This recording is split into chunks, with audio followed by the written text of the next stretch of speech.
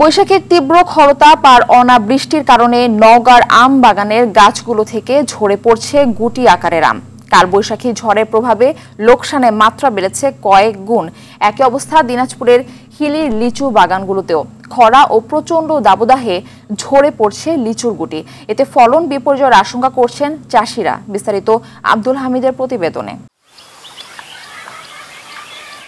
নওগাঁর বদলগাছি উপজেলায় এবছর চাষ হয়েছে ফজলি, আম্রপালি, কাটিমন, ব্যানানা ম্যাঙ্গো, বাড়িচার ও তাইওয়ান রেড সহ বেশ কয়েক প্রজাতির আম।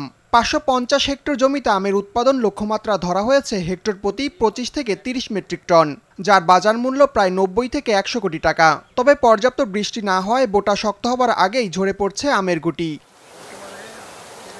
বিদেশি জাতের আম রপ্তানিতে বিশেষ সুবিধা পান না বাগানীরা। পাশাপাশি আমের গুটি ঝরে পড়ায় এই মৌসুমে ব্যাপক লোকসানের আশঙ্কা করছেন তারা।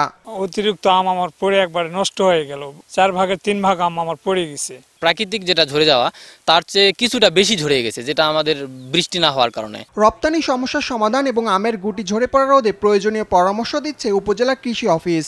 রপ্তানিকারকদের সাথে সংযুক্ত করে দিয়েছি। আমাদের এই রপ্তানিযোগ্য আম উৎপাদন প্রকল্পের মাধ্যমে একটি অ্যাপ দেওয়া হয়েছে কৃষকদেরকে। রসালো ও সুস্বাদু লিচুর জন্য বিখ্যাত উত্তরের জেলা দিনাজপুর। তবে প্রচণ্ড দাবদাহ, ঝড় আর অনাবৃষ্টির কারণে ঝরে পড়ছে লিচুর গুটি। রেকর্ড পরিমাণ মুকুল আশায় ভালো ফলনের আশা করেছিলেন কৃষকরা, তবে গুটি ঝরে পড়ায় হতাশ তারা। অতিরিক্ত খরার কারণে লিচুগুলা সম্পূর্ণ ঝরে যাচ্ছে। যতটুক আছে, যদি আবহাওয়া ভালো হয় তাহলে আমরা লসটা কিছুটা আমাদের পুষে উঠবে। লিচুর ভালো ফলন নিশ্চিতে সব ধরনের পরামর্শ দেওয়া হচ্ছে বলে জানান উপজেলার এই কৃষি কর্মকর্তা। ফুড ড্রপিংটা ন্যাচারালি হয় এবং এটাতে আসলে তেমন কোনো উদ্বেগের কারণ নেই, এবং আমাদের কৃষি বিভাগ থেকে ব্লক পর্যায়ে যে উপসহকারী কৃষি কর্মকর্তাগণ আছেন তাদের মাধ্যমে আসলে আমাদের যে বাগান মালিক তাদেরকে আমরা প্রতিনিয়ত পরামর্শ প্রদান করছি।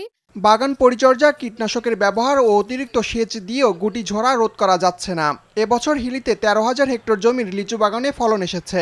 আবহাওয়া ভালো থাকলে ক্ষতি পুষিয়ে নেওয়া যাবে, এমনটাই প্রত্যাশা লিচু চাষিদের।